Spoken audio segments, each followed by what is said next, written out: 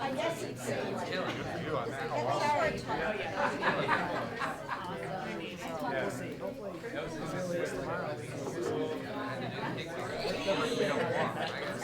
It's been a lot of back and forth.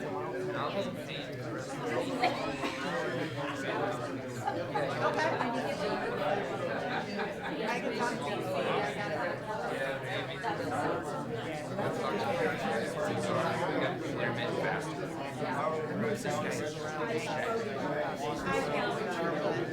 It's nice because she's in here. Can't open it up to the I don't have to worry about that one. well, when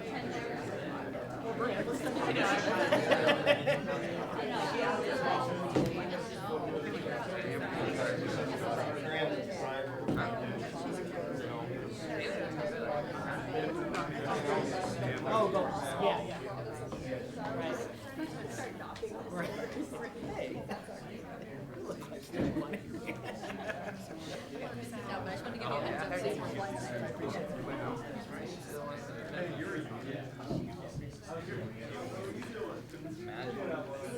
Long time no see. Hey, right? I know I saw Jess, I'm like, I see your husband this morning. I know. Yeah, what did he do? Do what he did.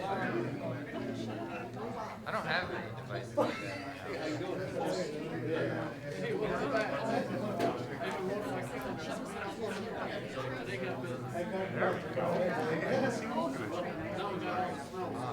I had to go to Larry. I went the wrong way.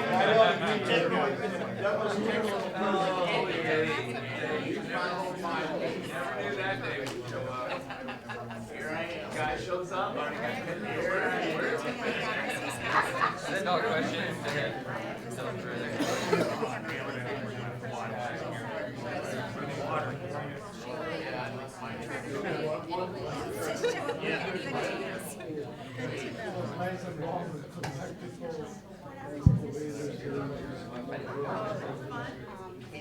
It sends me a message now because you shared it. Well, you'll get it. 10-minute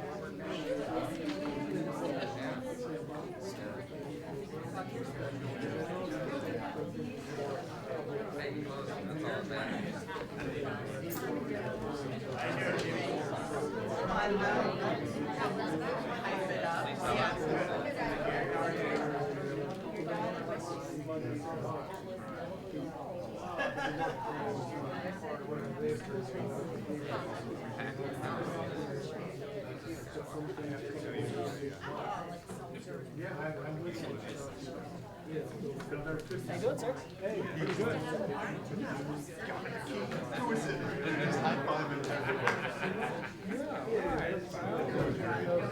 I said I was good. Good, how are you?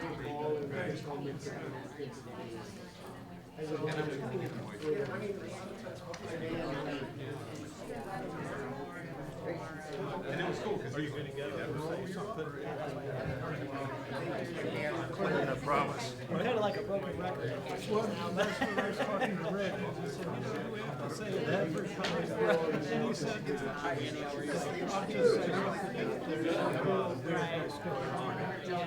With it being the public, the official public. 1 minute. But I'm also going to note some stuff about I'm going by Apple time. another step. right. How are you? Good, 7 o'clock. You guys ready? Ready?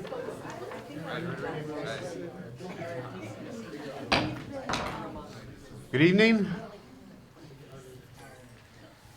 I think. I'd like to welcome you to the regular meeting of the Buchanan City Commission. It's March 13th at 7 p.m. I'd like to call the meeting to order. Tonight, we do have a recognition. Before I do that, though, real quick, I would like to introduce the public to our interim city manager, Mr. Tim Lynch.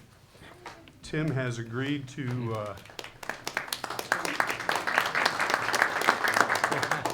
Tim knows about our issues, our projects, our challenges, and has agreed to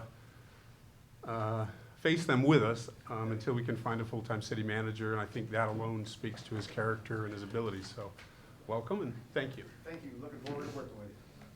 Thanks, Tim. Okay. The City Commission, along with city staff, would like to recognize Buchanan's archivist, Peter Lisi.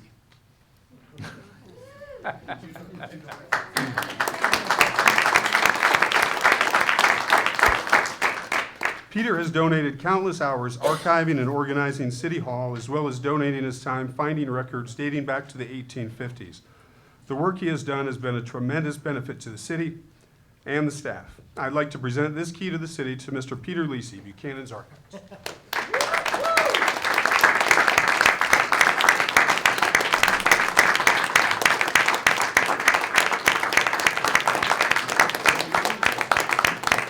Doesn't open anything, yeah. He'll find it if it does. Yeah, I was gonna say the same thing. Don't say it's in the archive. He'll find it if it does open, so. You still have to do the speed limit. So. Yeah. All right, will you please join me in the Pledge of Allegiance?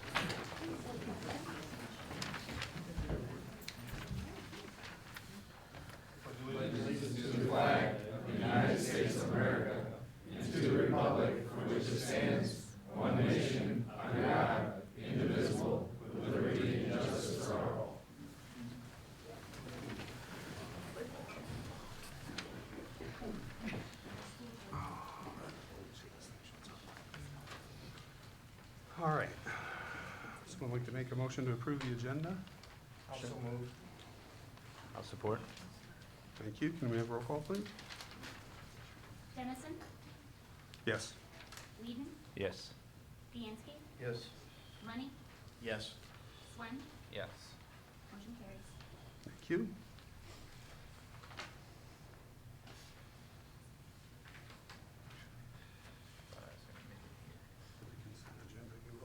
Okay, great.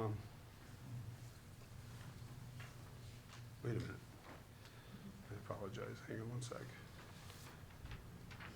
Would it be amending the agenda?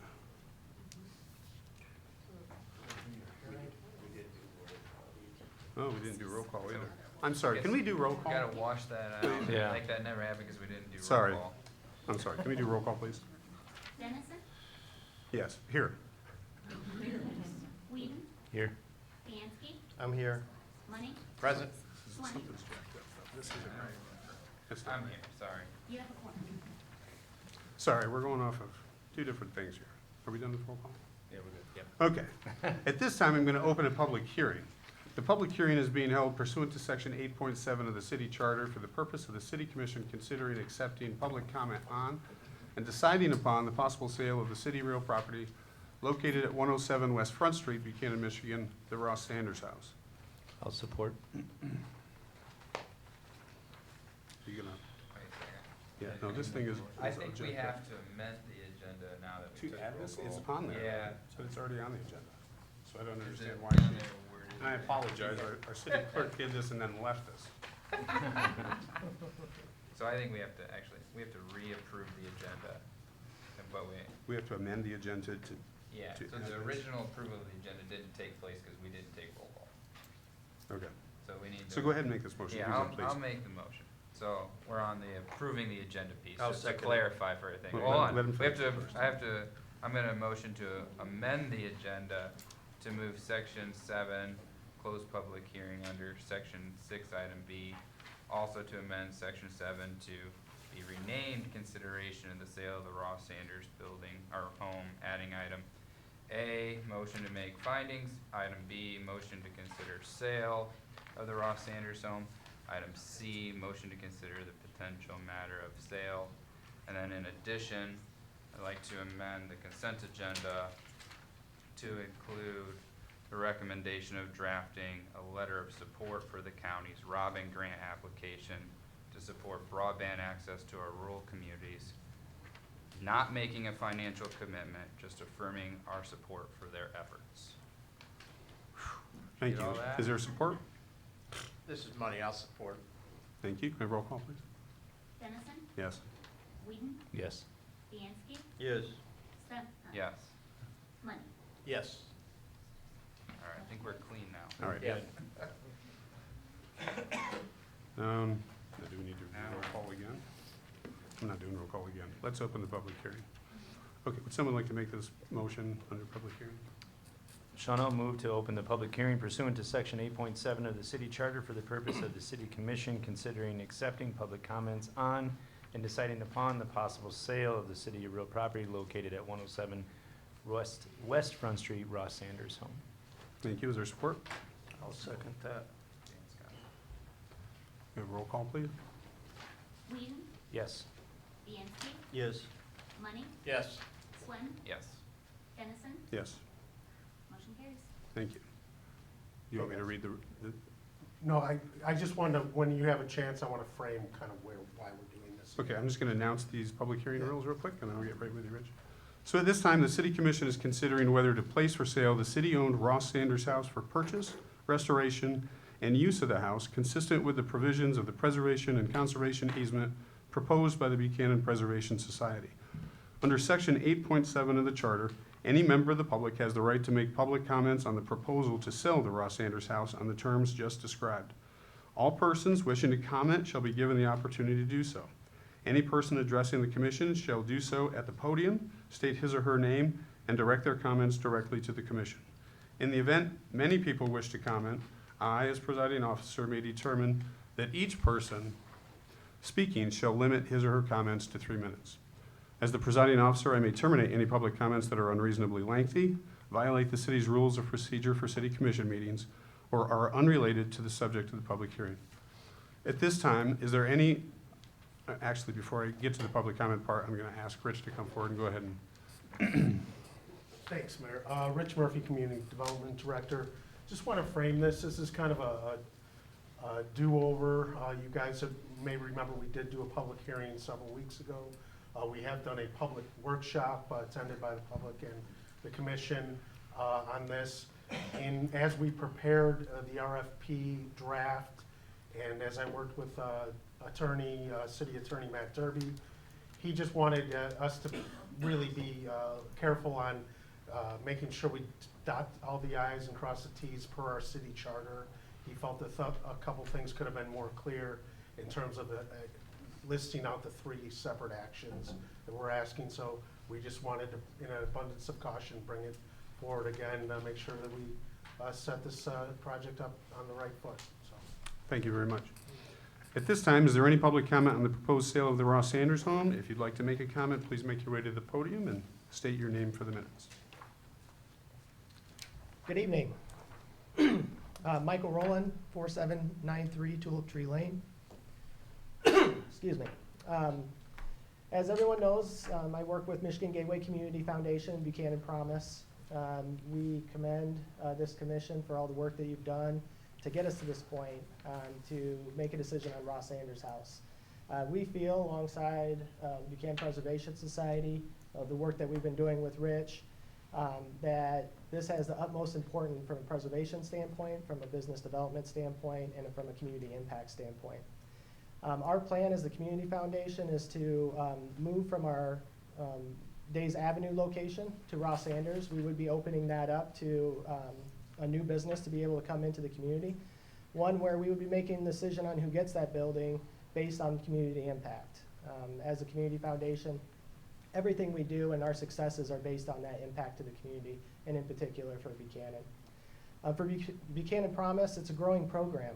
We're continuing to grow our trades sector of that program and try to build programs for the city to be able to add employment, add employers, and add infrastructure. So our move to Ross Sanders would be the next step in our organization. We're also growing from a standpoint of jobs in our own organization. Staffing is a big priority for us. We've grown 2 headcount over the last year. We are going to look to continue that. And we've outgrown our current building. So that decision is something, whether we renovate our building, whether we look for other real estate, that will be coming either way. So I really want to preface that this is a project that could aid in many avenues with our involvement. That being said, if another organization comes into the community and can do a better job of preservation, can do a better job of community impact, and has the financial wherewithal to be able to do the project, Michigan Gateway Community Foundation would be thrilled to work with that organization to help them do that as well. I want to quickly commend Peter Lisi and all of the Buchanan Preservation Society. Beth Murphy is here as well. We've been working together for 2 years, and as we all know in this town, sometimes working on large projects for a long period of time with multiple organizations is not the easiest thing to do. They've been a joy to work with. They've kept their mission and our mission at the top of the conversations. And I also want to commend Rich Murphy that has stuck with us the whole way as well. It's very easy to take your sights off the project when other things are happening, and Rich has done a great job of communicating, doing a great job of making sure to push this forward. So we look forward to the RFP. We will be one of the organizations looking to do a project with it, and we appreciate the opportunity. Thank you very much. Thank you. Anyone else wishing to make a public comment?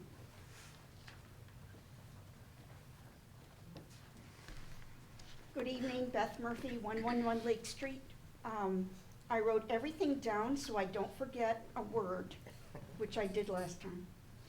I'm not sure how long the city has owned the Front Street property known as the Ross Sanders House. It's a historic property built in 1856 and was, I believe, the first brick house built in Buchanan. Am I right? Thank you. Just making sure. You're in the key. Since bought by the city, it's housed our city offices, the public library, and the police station, as well as the jail, which still exists in the building. Over the past few years, 75% of the building has been vacant. We did have one proprietor who came in and used a room in the building for a few years. When a building has no proprietor, it begins to deteriorate, which has happened in this case. If you look at the outside of the building, you can see it is looking substantially run down in some parts. By selling the home to an interested, civic-minded party that has available substantial funds to use to restore it, you will preserve it and further retain the significance of our historic downtown district. The Buchanan Preservation Society agrees with the sale of Ross Sanders House to a civic-minded group or organization as long as they agree to the historic preservation easement being placed on the property at the point of sale and wish to restore the building in keeping with those standards. Thank you. Thank you. Thank you. Anyone else wishing to make a comment?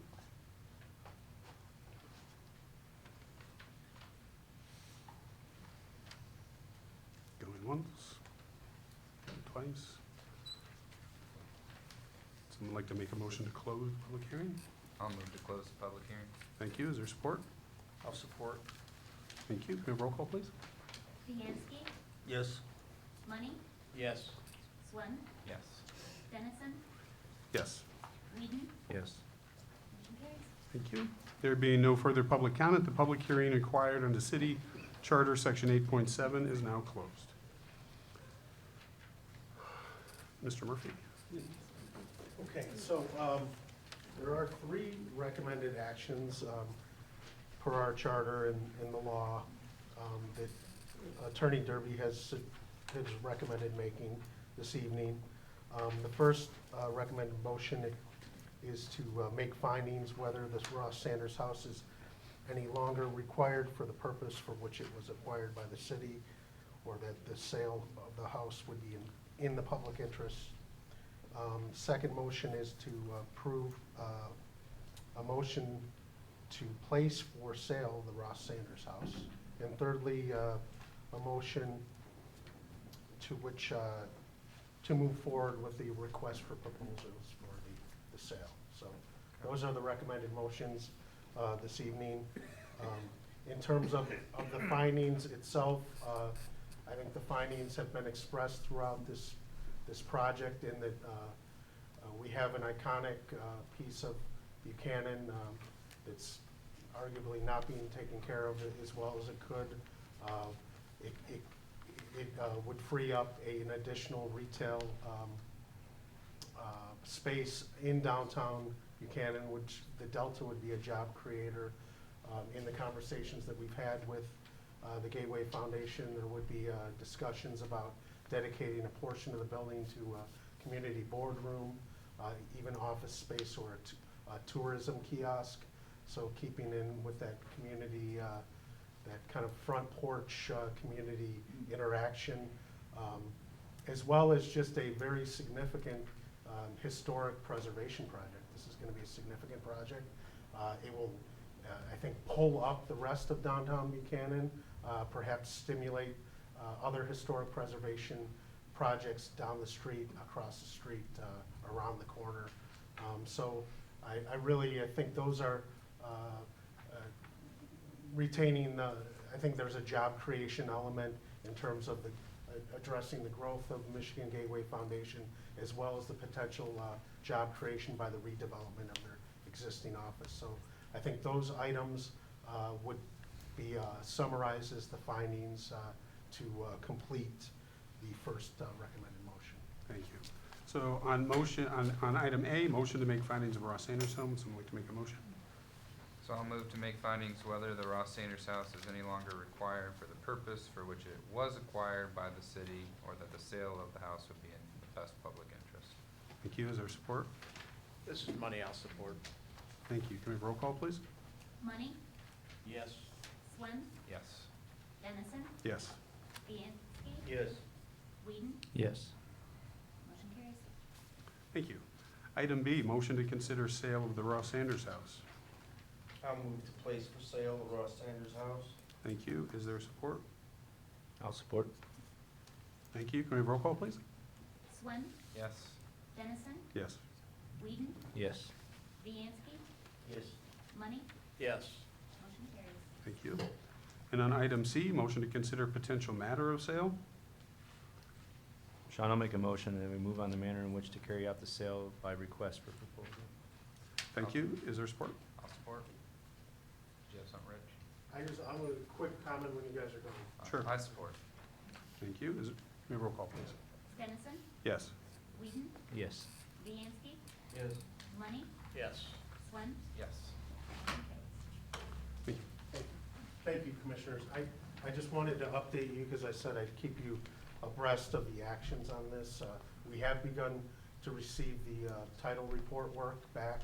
It has started to roll in. We're moving forward on that and the survey work. We have ongoing discussions with the Buchanan Fire Department.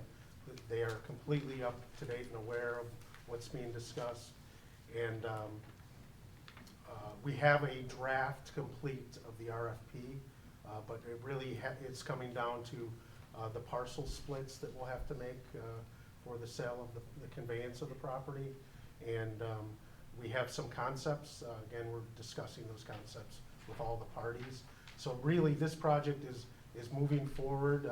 It's one of my highest priorities right now, and we'll keep moving forward and expect to have an RFP out soon. So, thank you.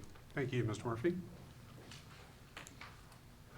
Okay, moving on to public comment on agenda items only. If you'd like to make a public comment, please make your way to the podium. State your name for the minutes. Is there anyone wishing to make a public comment on an agenda item?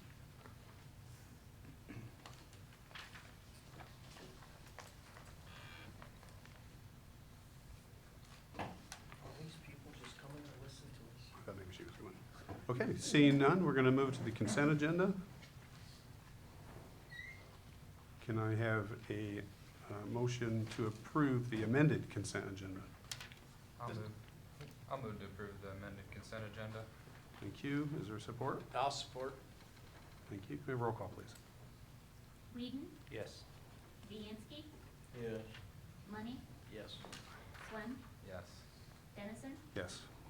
motion carries. Thank you. Okay, then moving down to scheduled matters from the floor. Mr. Daniel Burns with AVB and the Burton Group are here to talk about our DPW building. What I'd like to do is have Mr. Burns do his presentation. The commission can ask questions about his presentation. And then, Good evening, guys. good evening. Thank you for being here. So quick overview, Buchanan project. We went out to bid in January. got bids kind of end of January, went through post-bid interviews with the low qualified bidders. The bids came back, construction total, so what our contract would be, came back at like $5.3 million. We went through post-bid interviews, worked through a value engineering process with the low bidders, was able to realize about $345,000 of savings. So all in, construction total for ABB's construction management contractor guaranteed maximum price would be about $4.987 million for the DPW building. In addition to that, you have some soft costs that the Barton Group has worked through for your FF&E, bond costs, builder's risk, and then their fee as well. All in, including the savings, the total project cost would be about $5.43 million. So presented that to you guys. You guys tasked us with comparing that to this property out here on 3rd Street that was originally proposed to be a DPW job or project. So we went through that exercise with the subcontractors, try to make sure we were looking apples to apples as much as possible. And there were some categories that you could obviously realize some savings because the structure is existing between concrete, the pre-engineered metal building, some of the doors, site work as well. So construction costs, if you were to pursue that building, would be lower by about $1.3 million. Where it kind of busts that option, so to speak, with the budget would be the site acquisition, purchasing that property with the building there. So all in, that would actually be the more expensive option because of the site acquisition costs. Our contract, we would recommend moving forward with the Clark Street project. For our GMP amount would be about $4.987 million. And then in addition, under the bond cost would be the soft cost for the Martin Group for their piece of the puzzle. So, I don't know, Gary, if you've got anything else to. No, I don't actually have anything to add to that. Dan's done a good job of summarizing it. And we're here to answer any questions though. Yep. Any questions? So real quick, next steps would be a vote for you guys to approve our GMP contract as well as whatever Barton Group would need to proceed with the bond costs, and then we're prepared to start writing subcontracts right away. And then overall schedule-wise, we're looking to break ground around May with the pre-engineered metal building showing up on site kind of end of June, early July, and then turning over the building over to Mike's group end of January 2024, so you could operate out of there. I'll make the motion to start construction at the DPW building at 606 Clark. Thank you. Is there support? This is money I'll support. Thank you. Is there any discussion? Can we have roll call, please? Viancy, Yes. Money, Yes. Swem, No. Dennison, Yes. Whedon, No. Thank you. Thank you, gentlemen. Thanks, guys. Sorry I didn't make your Zoom meeting. All right, moving down to reports by departments, committees, and boards. The Main Street Manager, Assistant Community Development Director, Ms. Ashley Riegel. Good evening.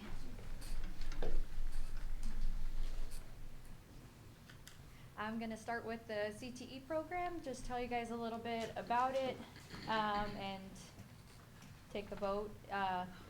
So Buchanan High School has a CTE program that's led by Mr. Fry. CTE is just career and technical education.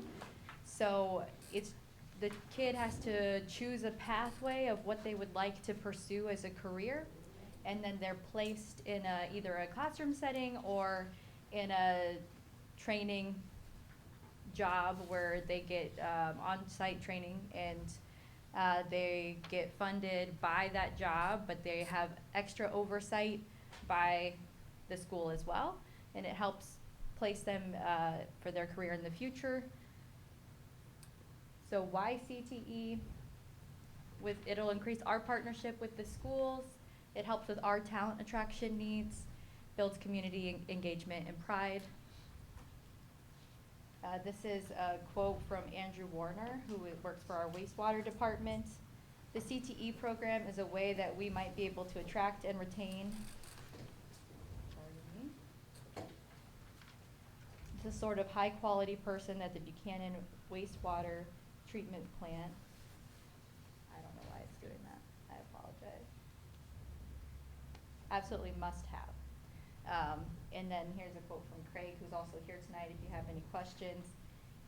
It'll be beneficial to both the student and the city of Buchanan to help give the student a career and also hopefully keep them in the area with a career here. So if you guys are interested in pursuing this, we would just need to provide the high school with insurance, develop and we would do all this job description and pitch, and encourage kids to be interested in this program. It's not necessarily hiring a kid off the spot, it's just another avenue. The reason I'm presenting on this is I'm trying to engage with our high schools more, and create that partnership. So I'm just the gateway to this program, hopefully getting started. Can you explain the program so that people understand what it is you're talking about exactly? What the students will be doing for the city? Yeah. I mean, so, I'm not sure everyone knows exactly what you're sorry, talking I about. come from a teaching background, so I kind of just glossed over that. No, that's fine. CTE programs in general match with the kids' interest, so they can be placed in a lot of different areas. So if a student's interested in becoming a teacher, they could be placed in a classroom to be a teacher's aide. And if they are interested in becoming a scientist, they might be a lab assistant. So the kid has to tell the CTE leader, who is Mark Frey, what they're interested in pursuing, and then he will help line them up with career and technical education outside of school. So they go for half a day outside of school to match up with their career goals, and they get more basically technical training on that job. So it's very hands-on to help match them up with their career and give them that experience, because it's hard getting out the gate without any experience and to even know if that's the direction you want to pursue. So in our case, that would be with water and wastewater. They would be literally working with our guys, going to the job sites, learning all about it, and they're really excited about it because they think if they have somebody with the right attitude, the right mindset, somebody who wants to be there, they can train them to do it well and even keep them on in the future. So I don't know if you have any questions for Craig, but he's here ready to answer if you do. Are we gonna pay a minimum wage, and then how many credits are they gonna get from the high school? I'm not sure how many credits it goes toward for school. It probably varies for how many semesters they do it. But we can decide the rate we want to set for them. That can be a decision that we set together. You want to be more competitive, just like with any other like hiring, but obviously it's lower than somebody you would be attracting that has a high school degree. So Well, it's hazmat, so they have to be, what, 17? our insurance, we're checking with the attorney to double if it have to be 17 or 18, but it's whatever has to do with our insurance. It's not necessarily because of the school. They have their own. I'd really like to know how many credits they're getting to, and would it be afternoons or would it be mornings? Mr. Frey suggested that mornings work a bit, or was it mornings or afternoons? Sorry, afternoons work a bit better in his experience. Right, okay. And then they can only work 30 hours a week, 25 hours a week? You gotta be really careful about it when you go into it. Yes, absolutely. And the only reason why I'm asking these questions is because I had to deal with waitresses that were under 17. I worked in I keep thinking work release. It wasn't work release. I did the same thing in high school. I wasn't in jail. Let's make that perfectly clear. And you got so many credits. You went to school in the morning. You went to work in the afternoon. But I was working 48 hours a week. I know you can't do that anymore. Yeah, it's school to work is another name for the program. But we have to keep very close track, and the teachers should really keep tabs with you at least once a month. Yeah, they're in contact, I think, every 3 weeks, I think, Yeah. is what Mark said. And, so we can let them know, hey, this kid has, been showing up and doing well. Or if he hasn't, then we can say, hey, he's been late 6, 7 times or whatever. So that's a communication we have with the school and with Mark up front already. And just so we know too that these are classes that we need to have a certain kid say, hey, I like water, or I like wastewater, so if no one, we can't get anybody, then say no one does water, then we just don't have that kid, but we would like to have the option for somebody to do it, you know, if we get the approval, we want to promote it and put it out there to say, hey, these are careers to look forward to, you know, other than, you know, some of the other stuff that they can take, so, and that was the big reason why, you know, we're doing this, and Ashley's asked us to be involved, and I think it's a great idea. I think it's, potentially, I think it's a great pipeline for future employees, and, yeah, so I'm all for it. Yeah, I benefited greatly from the CTE program when I was in high school. Yeah, we used to be building trades back in the day. Well, I was going to Yeah. the funeral. Yeah. Clearly didn't end up in the same boat. So, but learned some just things. like the old co-op program. Right. Yeah, that's Co-op. what I I couldn't said, think of it's it. It's co-op. That we had, you know, back Yep. when we used to ride horses to school and stuff like that. Yes.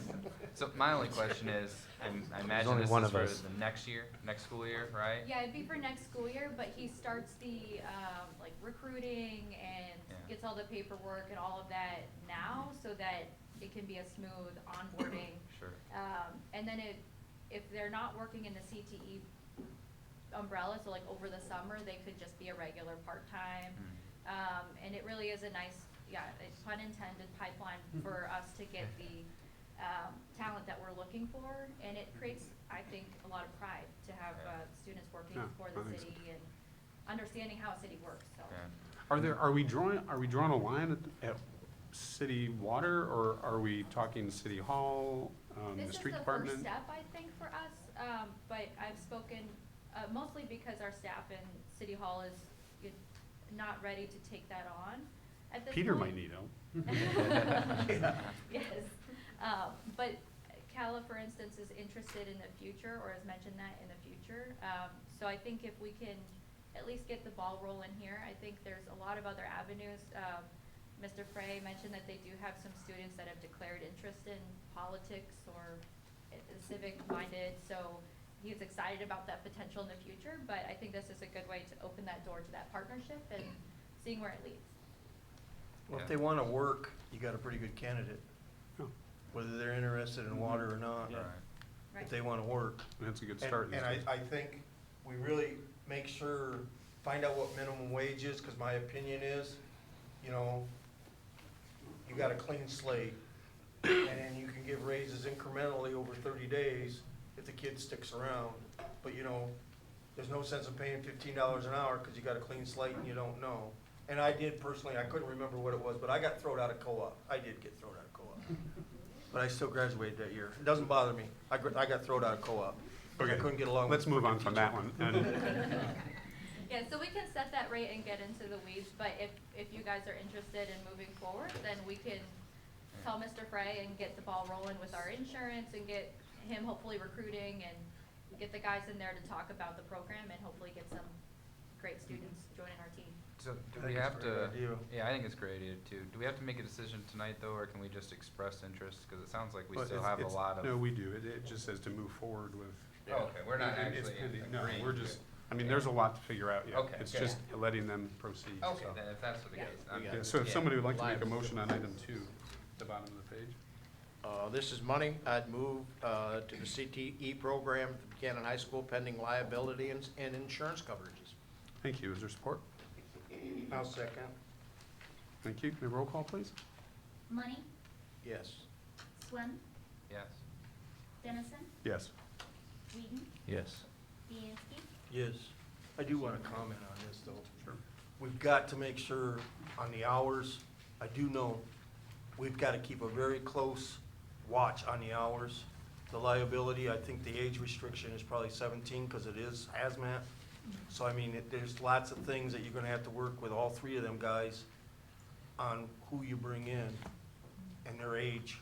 Because I know they've really restricted us on what they can do and how old they can be with what they do. Yes. Okay. Thank you. Thank you.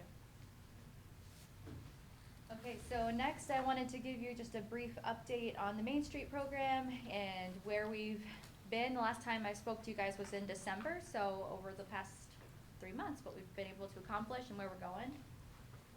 So just a reminder here on the Main Street approach, and I'll kind of touch on how we've tackled that.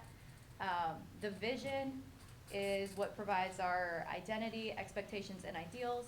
And then you go down to transformational strategies and the Main Street organization. So I'm just gonna touch on each of those. So our vision, identity, expectations, and ideals has been formed by our population. You guys have seen this word cloud before. This was a question on what is the best thing about living in Buchanan. And we can kind of narrow the categories down to community pride. You can see words like community, welcoming, family, sports. I think parades and banners are in there. Recreation, scarecrows, the common, library. Vitality, we talk about industry, cost of living, growth. And sense of place. And one of our biggest words up there is small town, home, history, charm. So we're trying to build on that identity. Looking at our expectations and ideals, the city of Buchanan has, in this survey, I don't know if any of you guys took that survey, but said that one of their top 3 priorities is downtown business vitality. Over 90% of respondents supported economic development in restaurants, bars, brew pubs, over 80% in tourism and retail. And in placemaking, nearly 90% of respondents felt community appearance was very important, and there's a strong desire for dining, outdoor recreation, shopping, and events. So that's kind of what Main Street has taken as our marching orders. That's what the community is wanting, that's who the community believes we are, and that's how we're stepping forward and what we are prioritizing. So we developed strategies around that vision, including community appearance. So some of the projects we're working on is a US 12 sign. Mayor had come to one of our meetings recently and spoken to us about it. We're hoping to put a sign on that cross between US 12 towards Redbud to help let people know Buchanan's right down that way. We're not sure if that sign in the bottom left corner was previously there or on the railroad tracks, but it's a historic sign that says turn left 1 mile to Buchanan. So there's precedent for this type of sign as well. We took influence from the design of those signs, and we're hoping to get that out there. We have another project you guys might be familiar with, call it Creek Passage Alley, Dessenberg Alley. We're trying to get some art and refurbishment going on there, get that spruced up. We're working on activating Days Avenue with some string lights, public art, hopefully some public seating space, and spaces for lingering. Lingering helps promote economic, social, and cultural vibrancy.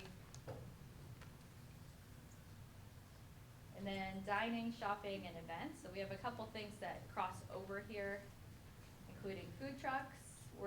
I was here a couple weeks ago talking to you guys about food trucks. I've already had a couple people come in and talk to me about it. They're really excited about the changes we've made, so thank you for being open to that. Dining, outdoor recreation, and promotion. So as we've spoken, we're hoping to make Monday our big food truck day. I think because we have a lot of restaurants closed on Mondays, it's a nice day to welcome food trucks and get an event happening downtown. And we're trying to create an area that's like a food truck alley. I'm hoping I can put some more outdoor seating somewhere if I find a nice public spot to make it a really fun event. We're hoping to do an event that I'm tentatively calling a heritage dinner that kind of pulls on our Jubilee Fest, used to be our Harvest Fest, used to be Old Mill Fest. We've had a couple different fall festivals that I'd like to take inspiration from and do a smaller event and hopefully grow that in the future.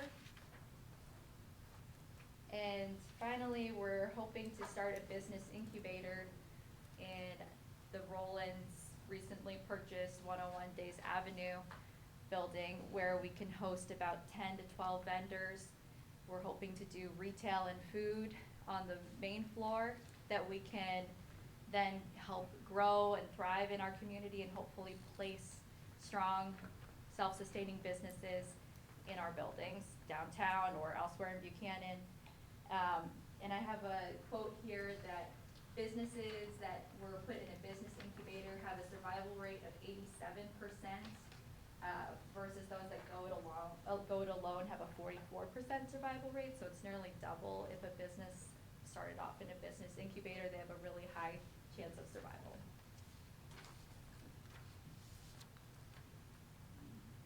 Finally, organization, and just showing you our progress so far.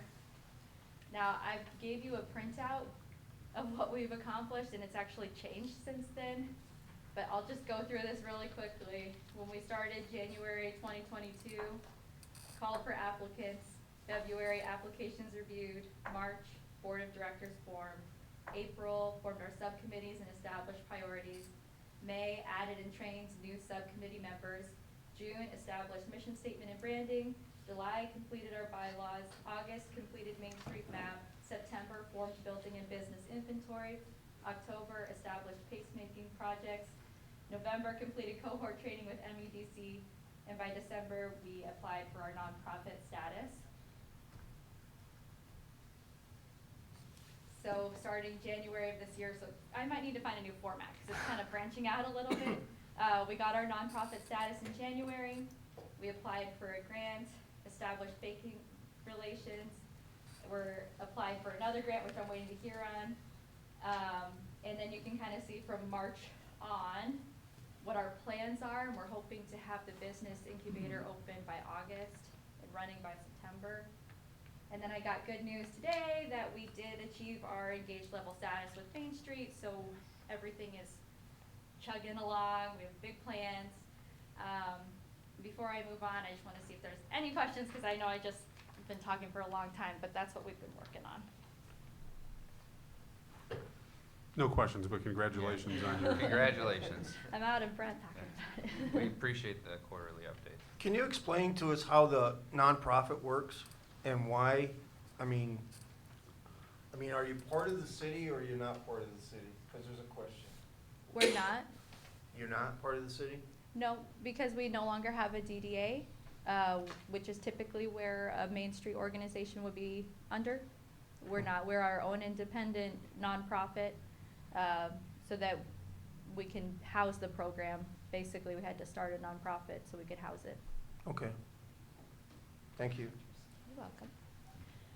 Okay. So I'm hoping that you guys will support us as we continue moving forward. We have a lot of projects in the works, as you can see, and we're trying to bring economic development downtown just like you guys are. A thriving downtown is a thriving city. I have a lot of grant money out, and feelers out, or requests and things that are gonna open up soon. But I'll need some support moving forward, and I'm hoping that you guys will be willing to do that. Any questions?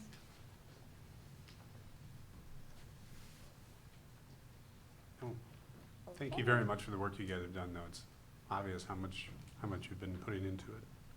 We have a really great group, and volunteer of the year over here is one of them, so.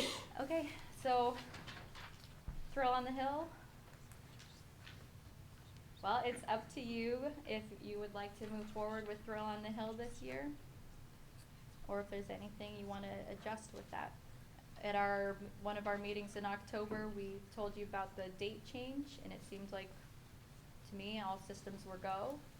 But if we're not there, I need to know so we can change course. So there was a question from Commissioner Viancy about considering whether to even have Thrill on the Hill. And then there was also a comment from Commissioner Swim, in order to have a legitimate conversation about the Thrill, the Finance Committee is having a meeting on the 22nd where they were going to go over, where we were after the Thrill last year and where we are starting off the Thrill this year. And until that meeting happens, I'm not sure I see the point in having a long discussion about the Thrill until we have that information in front of us. But I agree with what you just said. You were here not long ago, and we offered our support, so I'm not sure how the question really got put out there that we wouldn't be having a thrill. It was in October. The thrill is gonna be in July. This should have been started last July. That's the only reason. We got a brand-new city manager. Either, you know, I'm not gonna obstruct you guys going ahead, but make a decision tonight. Make a decision tonight. Either you got the money, I'm not arguing about the marketability and how much it brings into the city. I'm always raised Cain about the accountability, and there has never been any. And then this commission has waved around saying they made a bunch of money on it when they didn't.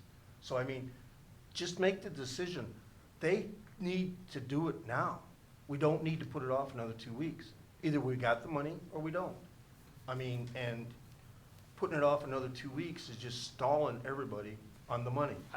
I'm not even sure it's why it's on the agenda. I mean, I thought we were moving forward anyway, so I'll make the motion to approve the Thrill on the Hill event planning for the dates of July 14th, 15th, and 16th, 2023. Yeah, I'll support it. Can we have roll call? Swin, Yes. Dennison, Yes. Whedon, Yes. Bianski, Yes. Money, Yes. motion carries. Thank you. There you go. You got your 2 weeks. Thank you. You're welcome. Fundraising continues, right? Now, after the finance committee meets, and, you know, if they find something concerning after that meeting, I'm sure it'll be brought to our attention, and then we can have a dig deep discussion on the finances of the Thrill on the Hill. Would you like anything prepared for that meeting, or, I mean, we have all our finances in a row, I just don't know what you're looking for from me, or if you'll just let me know after. Yeah, I think the comment, so I agree with Sean, I don't know why we're having this conversation tonight, because we made the commitment to put this event on. And it's something the community's expected and we planned for up to this point, so. Anything related to budget is just concerning us clean up the books of new management in-house. So just getting fresh eyes on that, making sure all the hens are in the house like they are expected to be, and there's no reason to believe they're not. And we're confident that the funds are there for you to proceed. Thank you. Thank you, Ashley, I appreciate it. Okay, moving down to Community Development Director report from Mr. Rich Murphy. Okay, briefly, we have 2023 marijuana permit renewals this evening for G2 Development, doing business as 7 Engines. 4 permits to be renewed for your consideration. We have an adult use retail permit at 1101 East Front Street, the retail location. We have an adult use grower Class C permit at 408 River Street, a medical retail permit at 1101 East Front Street, and an adult use process permit at 408 River Street. I have received all applications and fees. I find the applications to be in good order. I have forwarded the backgrounds to the police department, and I'm waiting for their approval. So we would ask for you to consider approval, condition on those approvals coming back to their satisfaction. Additionally, I do have Principal Vinay Patel here, gentleman here, who's happy to answer any questions that you guys may have. I'm just curious, do you have currently grow operations functioning on the River Street property? We do not. Okay. We do not at this moment, but we're working with the Rich on the changes on the drawing. Okay. Because I took over last year, and after going through the drawing, we found there's a lot of deficiency. Right. And we actually made changes, and the plan was only 2 rooms to start with, and the processing was like literally like 1 small room, and was not adequate, and was not adequate by the MRA either. Right. So I hired like 3 different expert to help me Right. with the grow processing and overall the build out. And we found all the deficiency, and working with old architecture was Whitman, and they did not have time to work on it. So actually I had to hire another architect to start working on it. But at this moment, we have a new sets of drawings, and we provided to Rich Murphy. Great. with the 6 flower rooms.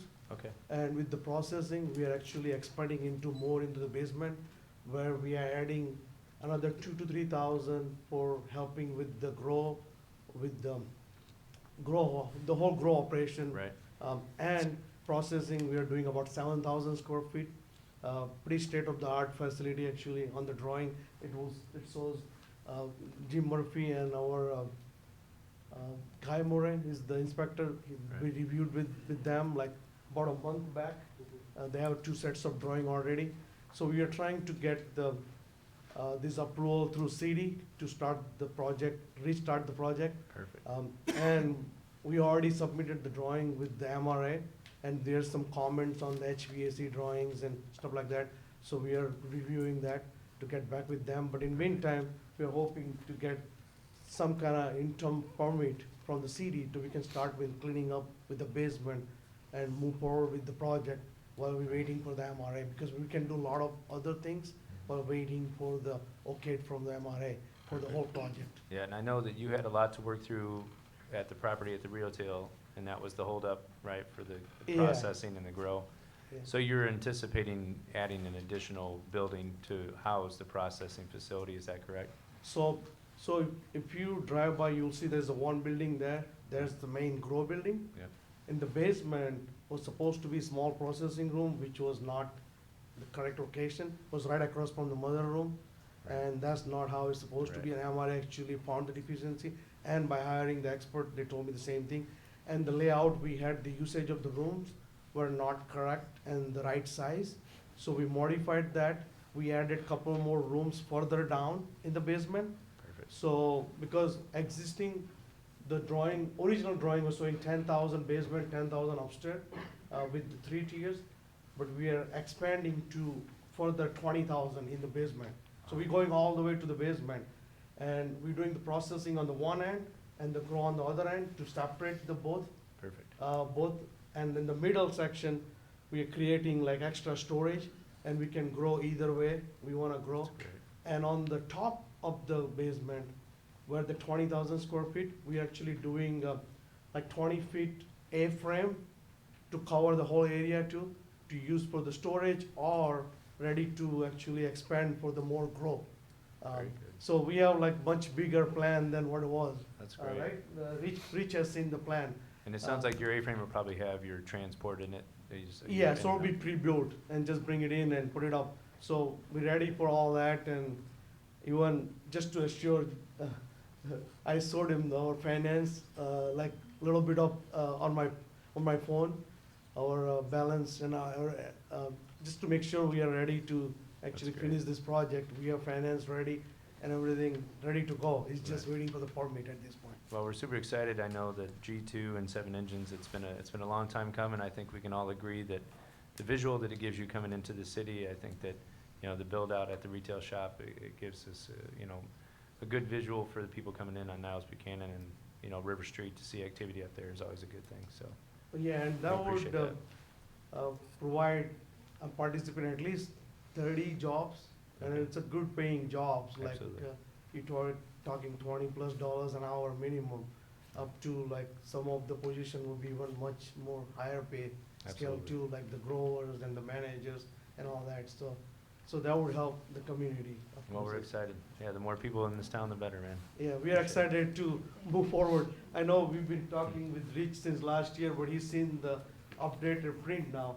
It took a long time because we needed somebody with the expert to grow help me. Then we realized there was deficiency in the processing side, so I had to hire another gentleman for the processing side and then kind of combine all together. And now at this point, everything is done, but then electrical part needs to be redone too.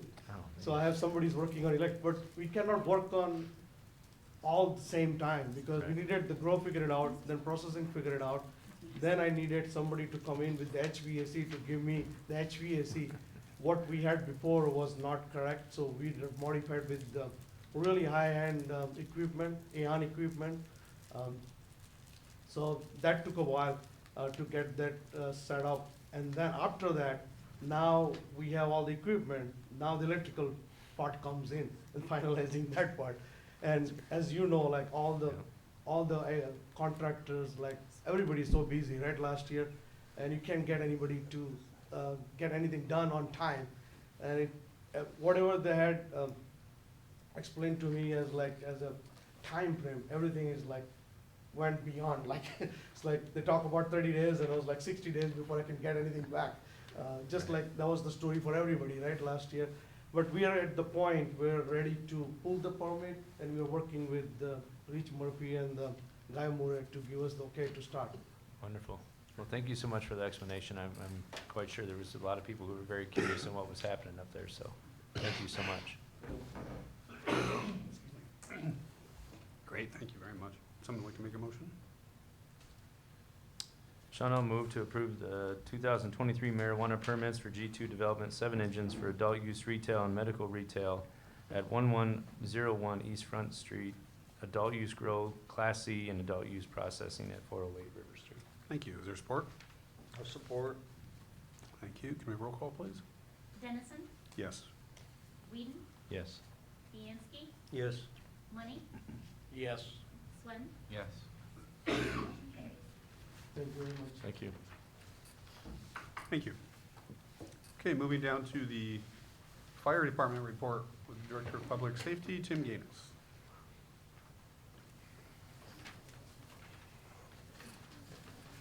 Good evening, Mayor, Commissioners. Tonight I talked to you about the firehouse. A few weeks ago, the furnace in the firehouse went out. They had a company come in. The condition of the furnace, along with the 40-plus year age of the furnace, it was decided that the furnace probably needed to be replaced. We got a couple quotes. I believe that you have those. One quote came in at $5,800 and some change, and the other one came in at $11,611. With the quote from Belkey Heating and Plumbing at $5,885. We would like to replace that furnace in the firehouse so they can have some heat, both for the condition of it and also for the fire trucks and heating and the plumbing and everything in there. I'll move to approve the quote from Belk Heating for replacing the single-stage furnace unit not to exceed $5,885. Thank you. Is there support? Money, I'll support. Any discussion?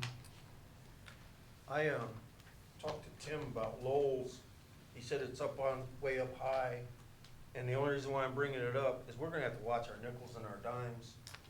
And the fire department, you know, they're very special people. Don't get me wrong on this. But we've gotta start giving that extra 5%. You know, could we clean up around the building? Could we get the brush from behind the building? Could we start acting like we wanna be what we are? Sure. You know, because I mean, I really looked really hard at Lowe's and Home Depot. And we could buy a furnace for $3,000, but then we'd have to put it in. So, and, we just really gotta watch our dimes, and I'd really like to get that fire department cleaned up around it. You guys are gonna be there for a while. Let's pretend like we're gonna be there for a while. There's nothing, there's no pennies falling out of the sky. That's all I got to say, Your Honor.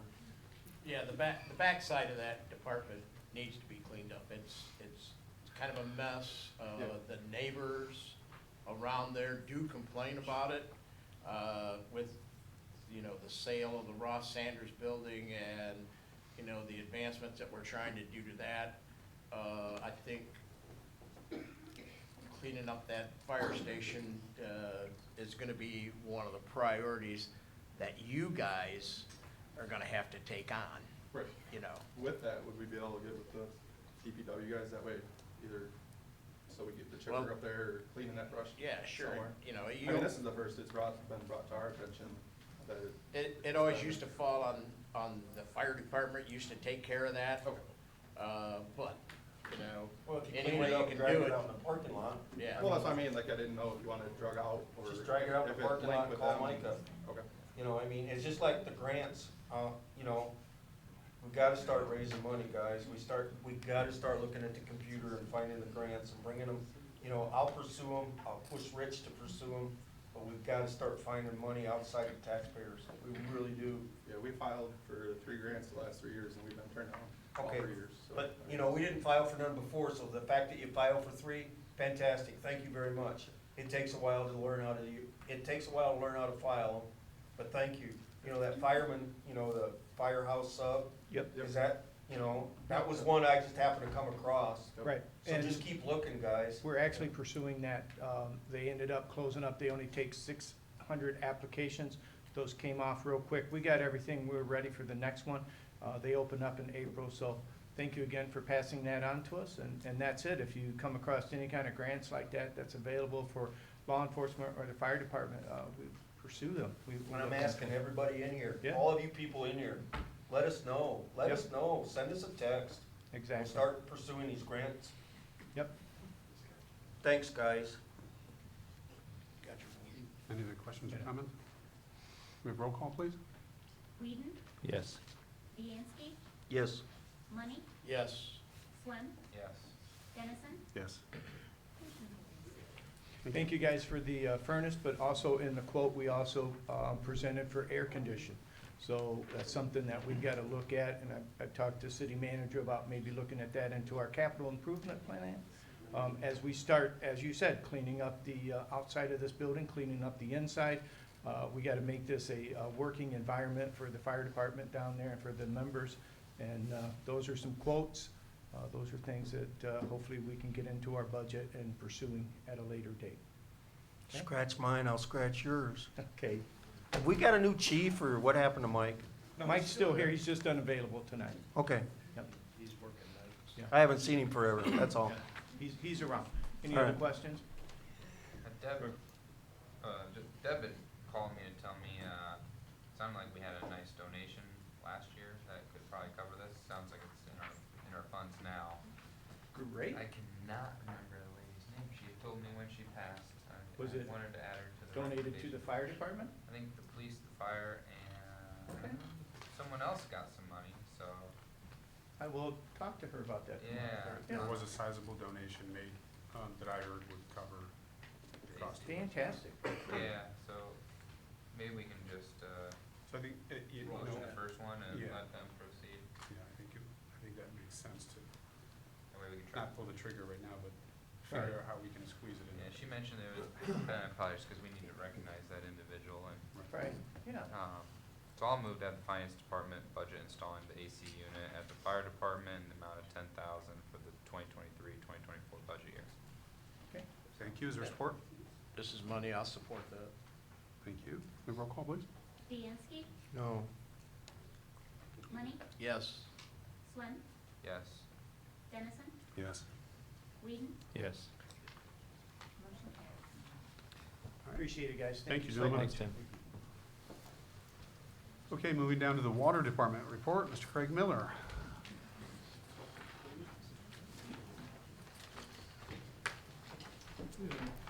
All right, basically, I just wanted to get this on the books, the way everything's getting backed up. This is gonna be in the next fiscal year, by the way. But we're due to have the interior of the both towers inspected.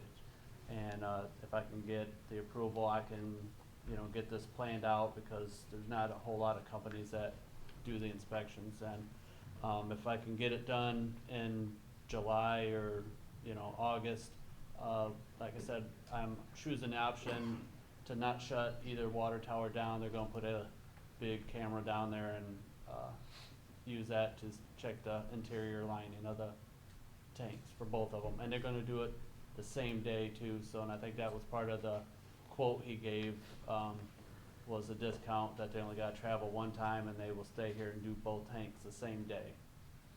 How often does that have to happen?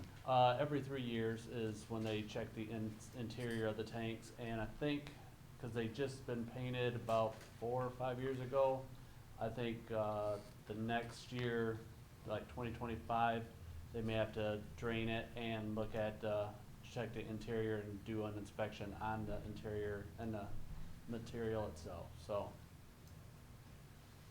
That's why I got a quote from when I was up and talked to him in Lansing, and I figured I better going because everybody is getting booked up for the summer, and I wanted to try and get them on the book so we can get this done and taken care of. So this is just an exterior inspection then? This is gonna be interior, they're gonna drop Oh, they drop- like a okay. big submarine camera in the, top tanks and drive it around and look at the walls and, vents and everything and the tube going out. This is a enterprise expense, so. Anyone like to make a motion? I'll move to approve the 2023 water tower inspections in the amount of not to exceed $8,400 to be done. And I don't really want to do that. I don't want to make it be done by 2023. No, after, it's After. in the next fiscal year. Be done after the After. July 1st, 2023. I'll support. We have roll call, please. Money, Yes. Swem, Yes. Dennison, Yes. Whedon, Yes. Bianski, Yes. motion carries. Thank you. Thank you, guys. Thank you, Greg. No unfinished business, no new business. How about communications? No. Mr. Lynch, Emma? Any communications? Nothing? Okay.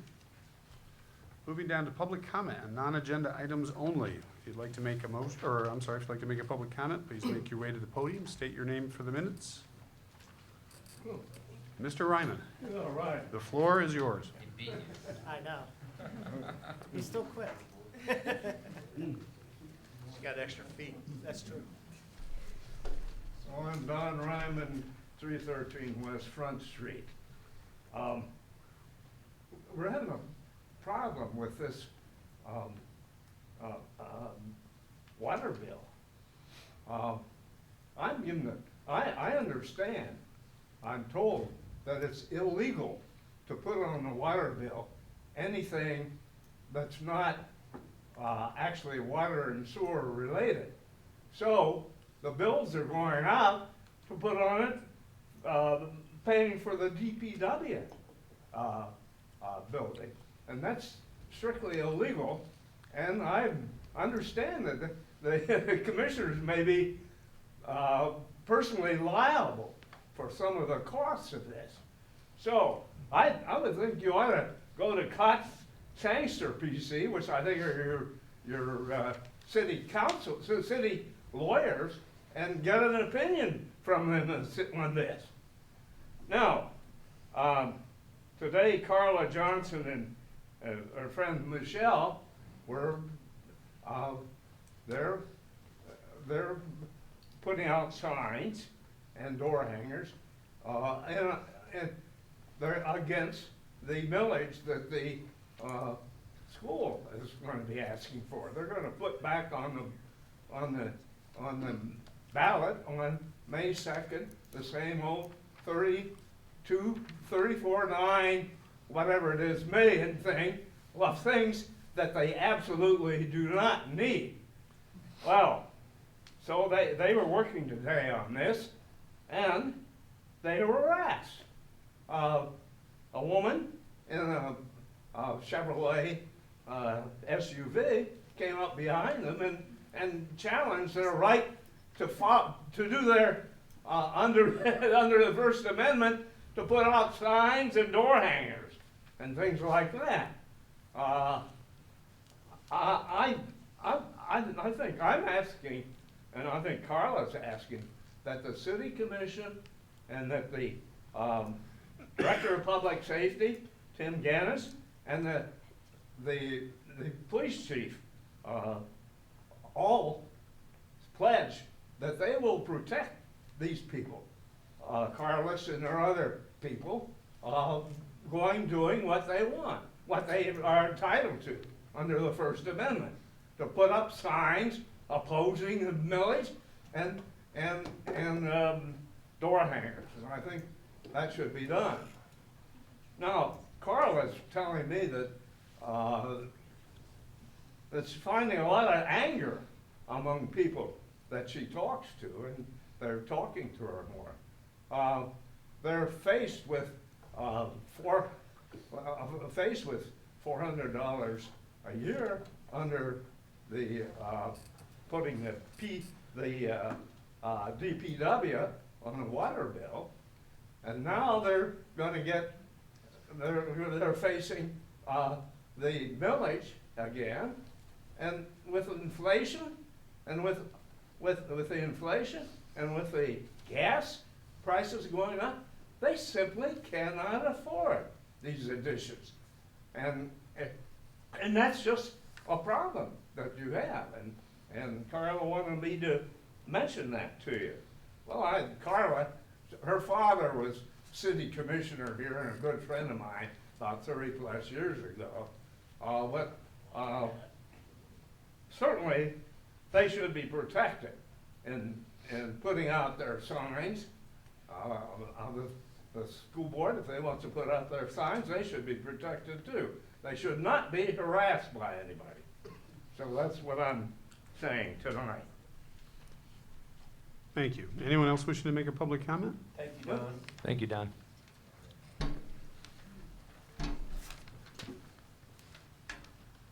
Happy birthday, by the way. Thank you.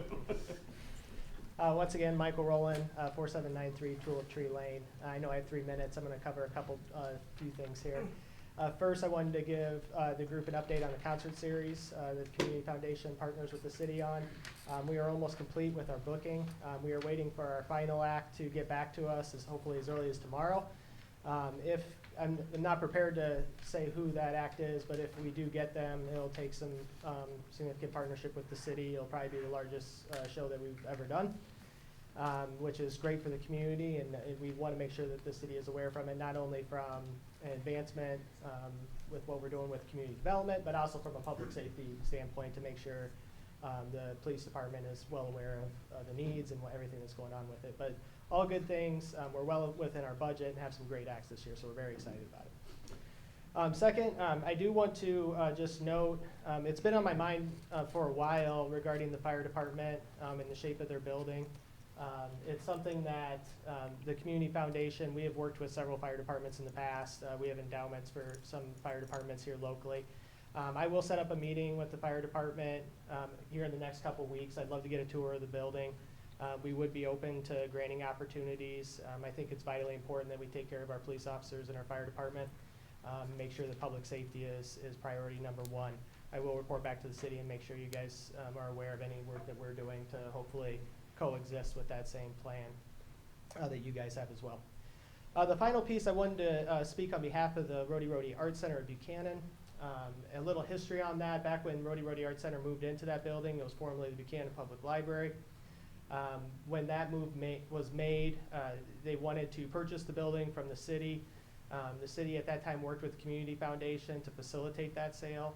We do have a lien on that building in the case of that organization ever ceasing to exist. And we worked with them hand in hand through their growth and through their ups and downs. They're doing a great job right now. They recently, obviously, been renamed the Rhody Rhody Art Center due to the generosity of Joseph Rhody Rhody, who was recently passed. So I want to make sure to note his generosity to our community and his family's generosity to our community. In addition to that, I bring up that history because the Community Foundation, the city, and the Art Center worked together to facilitate a transaction with that was not a cost to the taxpayer, not a liability on the city, and something that would last forever. And recently they've been looking to do quite a bit of improvements to the building. They had to replace their furnace and AC. They had to acquire a lot of funds to make maintenance and repairs to the building. And now they are looking at a sidewalk issue on their property. This was something that right now my foundation and other foundations around the state of Michigan are seeing more requests than we ever had for grants. And we have to weigh those against public need. We have to weigh those against most impact for the community.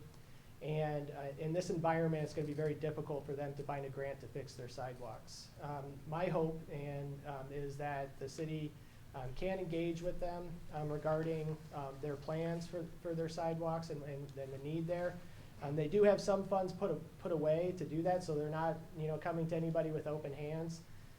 What they are looking for is to find ways to work with any partner that's available to help make their location safe, make it equitable for the community, make it safe and easy for folks from all walks of life to be able to enjoy what's really a very important cultural aspect of our community. So that is all I have for you. Thank you very much for the time. Thank you. Thanks, Mike. Anyone else wish to make a public comment?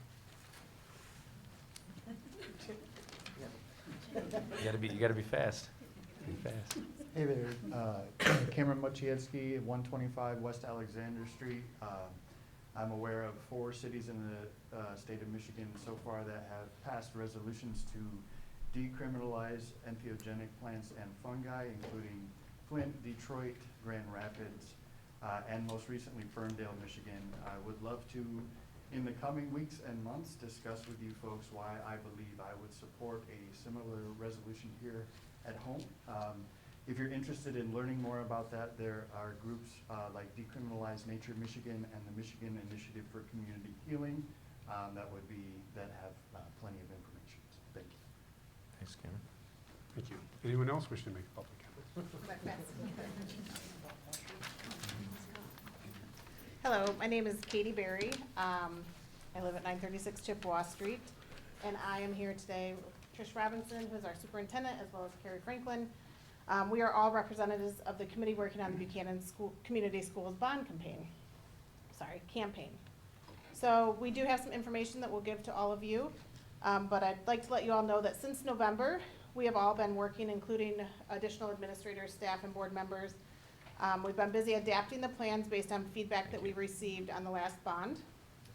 We made adjustments, and it will be on the ballot in May. Mr. Ryman was correct.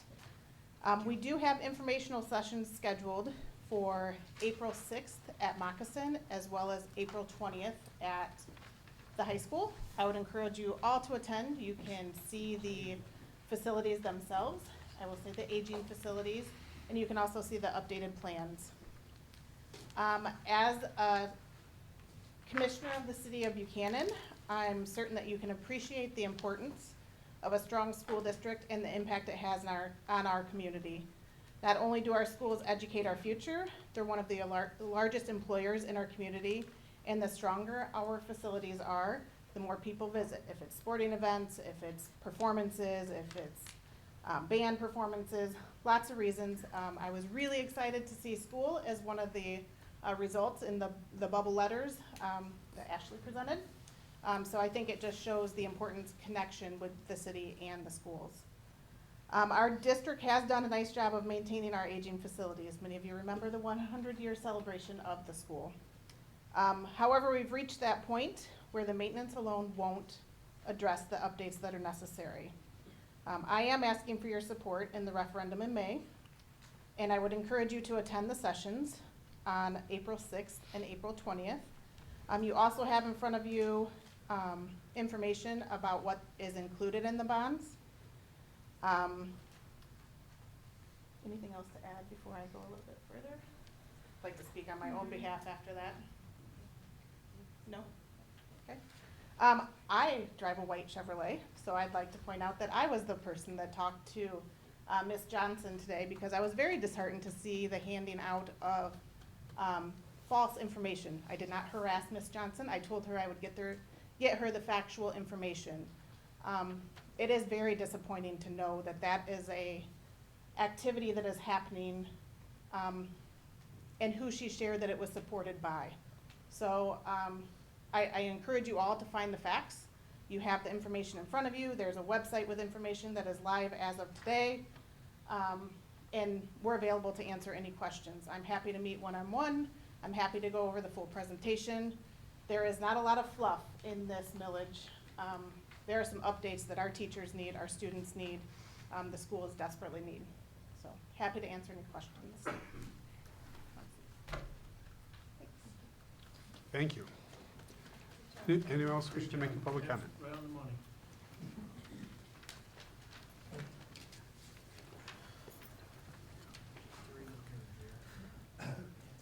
Jerry Flanner, 16485 Rynearson Street. I'd like to give a big shout out to the DPW. They consistently help the trail. Over the past 4 years that I've been in charge of the trail, almost monthly, we have rails kicked out at the Baton Mill and at the one that internally we call Prouds Overlook, over by Shermer Parkway. It takes up a lot of labor from the city. They always get it done for us, but we about 3 months ago, took a look at that and said, that's gotta stop. So I met with Mike Baker and Tracy Henderson, and we developed a plan to take out all the rails and put in new steel rails. So if somebody wants to kick them out now, Tim Gaines might want to look around town and find somebody with a broken toe. So I think we not only save the DPW some monthly work, but it's very gratifying to work with them. I think I told them about a project this last Monday, and I think it was done Tuesday morning before noon. So they're a great group to work with, and you should be congratulated on that group and Mike Baker and his management. Thank you. Thank you.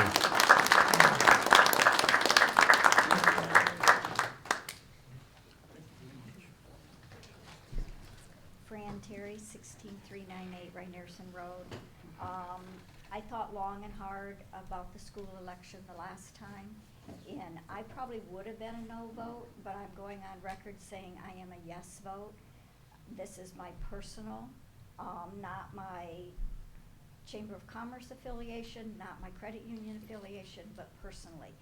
If we don't have the school, with it being schools of choice, and we don't have the children coming to our schools, we won't have a school left.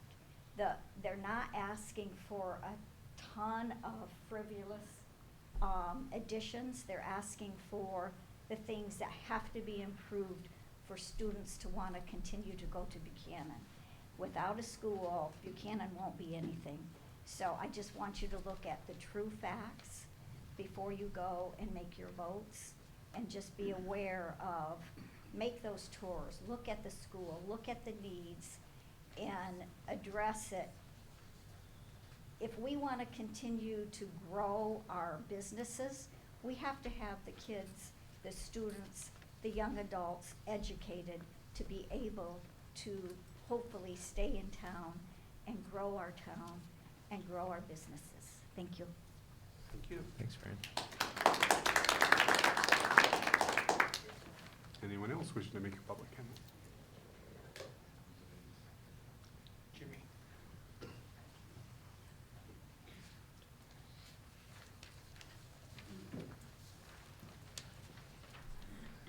Jim Cronin, 302 Lake Street. I got a small issue that you guys might want to consider, but maybe not. I'll lay it on you anyway. I think the city had an ordinance where you can't park on the streets overnight unless you got permission from the police department.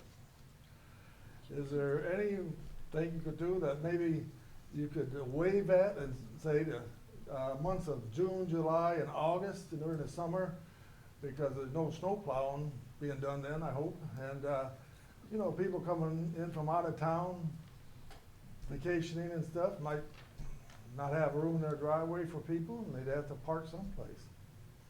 That's it. Thank you, appreciate it.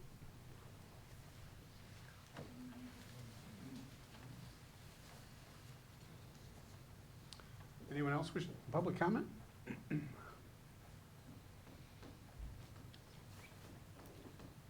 Okay. Okay, seeing none, let's move down to executive comments. Tim, you have any comments? Yes, I do. First of all, I'd like to thank the City Commission for providing me the opportunity to serve your fine city as manager. In my short time here, I've met wonderful people here in our office, at the different departments, and some prideful citizens.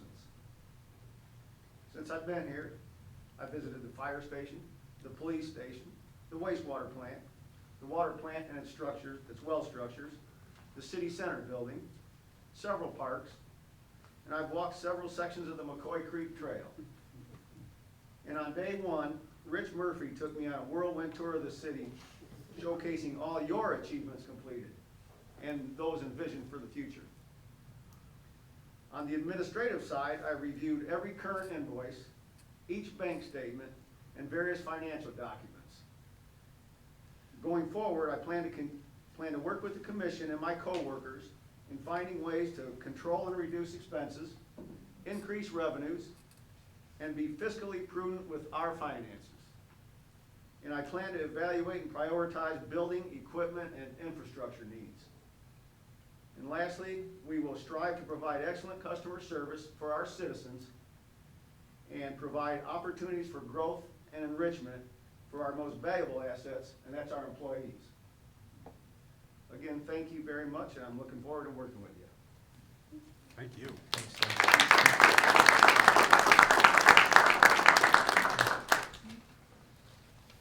Commissioner Money? Started this in. Yeah. You goofed me all up.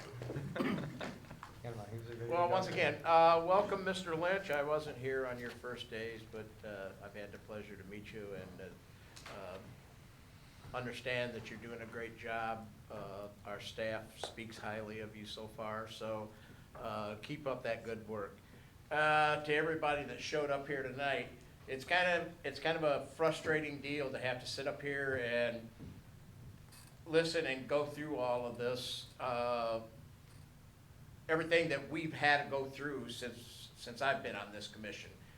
There's been a lot of projects that have come to fruition, or well, they haven't come to fruition. We've started, and just so you know, this commission is trying to spend the money wisely, but as I've stated before, we've been rolled down a lot of problems from prior commissions, and they're all starting to settle right here on top of us. So with that being said, like I said, once again, thank you for everybody that's shows up here tonight, and just be patient. Hopefully we can all get through this.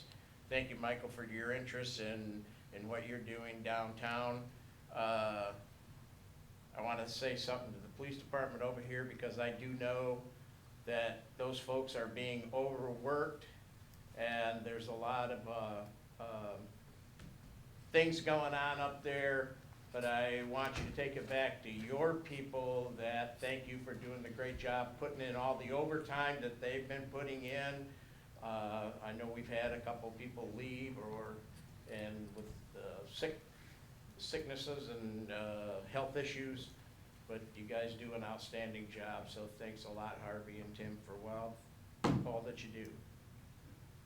That's it. Thank you. Mr. Whedon?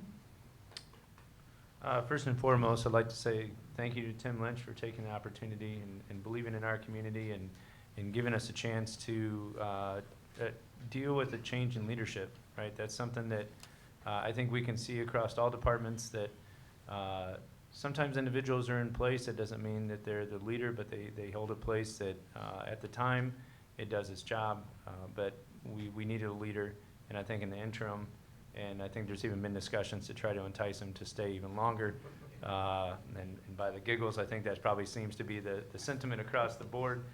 I'm not surprised that everybody in this room welcomed you with open arms. It was an understanding that, you know, we were cognizant of troubles and that we had issues. And, you know, we did our best at every department to deal with that. And now with a leader in place that is going to listen and really help to put things on the right track, I'm very excited. I'm excited for the community. I'm excited for this commission.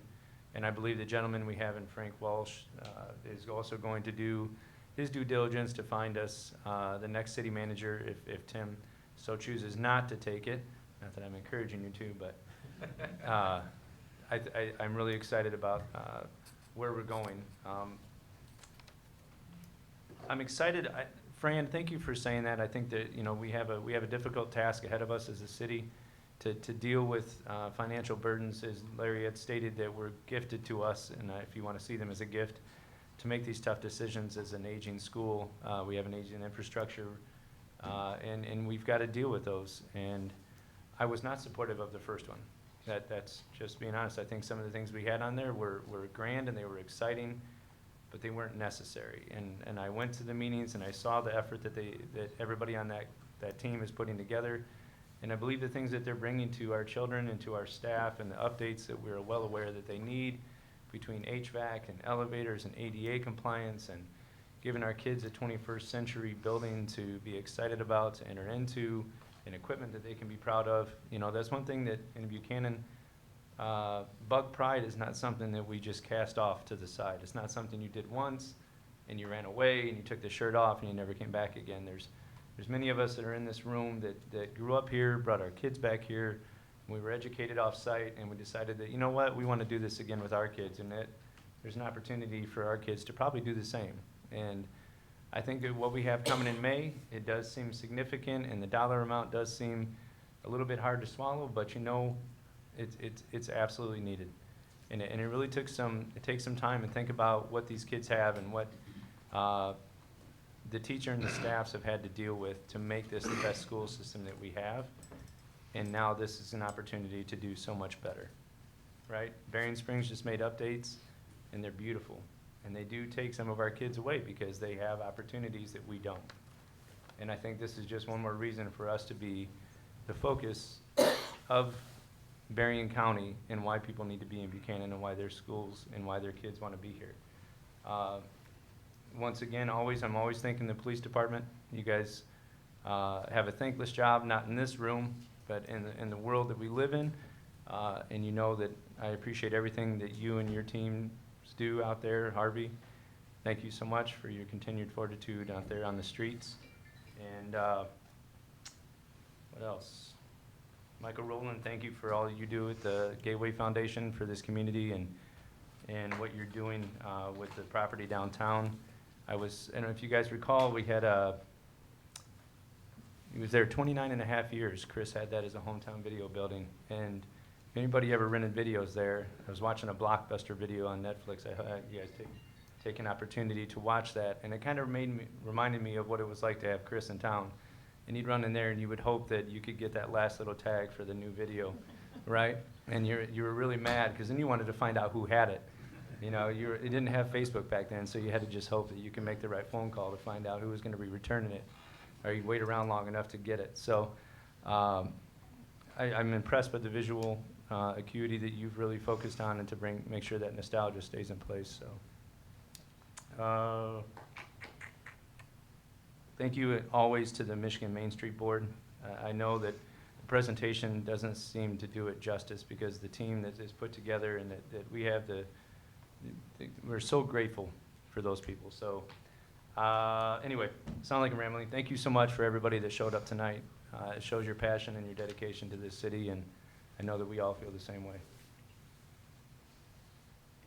Mr. Vansky? I just wanted the plywood is gonna get replaced on the windows in the old video store on the hill. The real estate agent called me today and said it was taken care of. I want to thank nobody for doing that. I made the phone calls. The real estate agent went after him. Code enforcement didn't do anything about it. I don't apologize for bringing it up publicly. And as far as this thing, I spent a lot of time on this, and there ain't a thing wrong about this. If you want to talk to me about it after the meeting, you talk to me about it after the meeting. But I am going to be passing these out, and I don't want you to harass me. Do not harass me. Do not harass the people that are doing it. They are entitled to their opinion just as much as you are. That's all I'm going to say about it, because I'm not going to talk about the millage here. But leave the people alone that are doing it, because a lot of them people are going to be my children and my grandchildren. Well, that's all I got to say. Mr. Swin. Well, I'll start with, it's just seemed like there's been overwhelming support for Tim, and I'm proud you are the leader representing the community. City of Buchanan's proud to have you here, and I think we're lucky to have you here. And hopefully the next 90 to 120 days continues to have success, like I'm hearing out of the staff. They're elated that you're here, present, visible, willing to help, jump in. Thank you very much.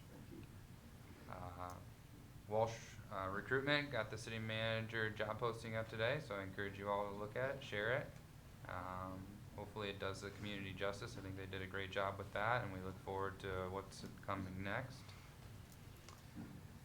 The next piece for me is, I voted yes on the school bond the last time, and I will vote yes the next time. It's our most vital piece of infrastructure of this entire community. Without a school, your houses aren't worth squat. You have nothing. Generations of this community invested in that building for your children, and I expect you to do the same for my children and my grandchildren and those to come. we have to continue to take care of that asset. If we don't compete, why would those kids ever want to raise their families in this community? It's important. You might not live here to see it, but I hope I don't, and I hope that school's still here raising future bucks. And I trust the leadership on the school board to make that decision, and that they're doing it in what's best for this community. So continue to invest. Invest in the school, invest in our children, invest in your house. Take care of this community by taking care of the school. Thank you, Patrick. Thank you. Appreciate that. That's it. Thank you all for coming tonight. It's nice to see a room full of involved citizens. One of the frustrating things for me personally is when no one shows up. And then when we have a hot topic, everyone shows up enraged and screaming at us, and I want to say, where have you been? Like, welcome to our world. And I say that jokingly, but it's kind of the truth. We've been dealt a really bad hand. The city is facing some tough times, and some cuts are gonna need to be made. I mean, that's the bottom line. We're gonna have to start prioritizing our needs versus our wants. I know a lot's been said about water bills. I would address that right off the top. That's not true. What you're referencing is not true. Your water bills are gonna go up if we build a new DPW building or not. That's the fact. We agreed to raise our water bills in 2018 when we built the water treatment facility. So there's no way around that. As far as I'm concerned, and I know there's concern about the DPW building being too expensive. I had a page and a half written about it, and it didn't come to discussion tonight. But I still want everyone to know that I understand that the cost may seem out of reach, and that the idea of paying for this is scary. But I'm a firm believer that we should always attack our challenges, not shrink away. If we try to play it safe, and if we try to mitigate our struggle, we'll never reach our potential. And as frustrated as I may personally be that we've continually delayed pulling the trigger on building the DPW building, I'm also abundantly confident and content knowing that this commission has done its due diligence in an effort to make a wise decision. This building has been scaled back, scaled down, flipped around, redesigned in several areas to make sure we're using the highest quality construction concepts at the lowest possible price available. This building cannot be whittled down anymore, and I'm confident that this is the right building in the right location for the long term. I believe the new wastewater treatment facility that we have is an excellent product. It was done right. It was constructed in a way that would be beneficial to the city for years to come. I believe the downtown streetscape infrastructure project will be done the same way, with one eye on what will be best long-term for the community. And I believe this DBW building will be done the same way, built to last, built with thought and proper planning for the long-term best interest of the city. And so should every infrastructure project after that. Never skimping, never cutting corners, and never settling for anything less than excellence. I want to thank Tim Lynch. I'm very impressed, and what I hear from you is the kind of leadership we've all been hoping for and waiting for. And I look forward to working with you in the future. There's so many people to thank. I want to thank everybody that these gentlemen have already thanked. Michael Rowland for all that you're doing. Everybody, the DPW, the police, the fire, all of our volunteers who go above and beyond every single day. One thing I would also like to mention is I heard that Pure Rituals will be closing their doors soon. I find that's sad to me. It's a great business in a beautiful building, and I'm hoping that somebody can jump in and either make her change her mind or work alongside of her to keep it open or something. It would be a shame to lose that business in our downtown. God, just one more thing. Just because Ms. Robinson happens to be here, I'd like to say that I'm so proud of the Buchanan sports programs, all sports programs. Buchanan sports programs are it's been years. It's been years since that we've got to experience this. So please thank your staff and your coaching staff and yourself and all of your team. It's phenomenal to see them in the news and that people talk about it all the way up to Portage, Michigan, and that we're in the news up there. So thank you so much. The other thing, I guess I didn't really want to talk school bond stuff personally tonight, but I don't know. I was kind of sitting here wondering why we're being addressed about the school bond, because it's really not we have no say. I mean, we really don't have a say. That's all I'm going to say about that. But I want to thank all of you for coming. It is really nice to see a full room, and I would encourage you to keep coming and to keep staying involved. So thank you for coming, and thank you to these gentlemen for all their hard work. And with that, I will take a motion to adjourn. I so move. Support. Meeting's adjourned.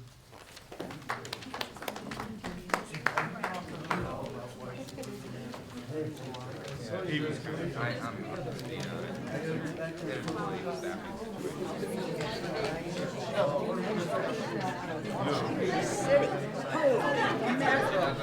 Now you can let us know where we want to go. Yeah.